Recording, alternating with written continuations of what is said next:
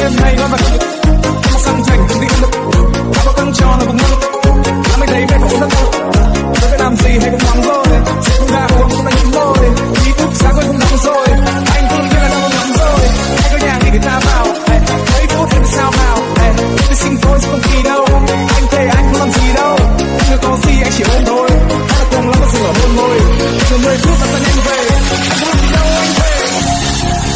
Video Shopping Network, an AliExpress affiliate. To see this product on AliExpress, click the link in the video description below. You will be able to see current pricing, product previews, and any special deals. Desktop users should see the AliExpress quick link below the video. Mobile users will need to click the little down arrow below the video first.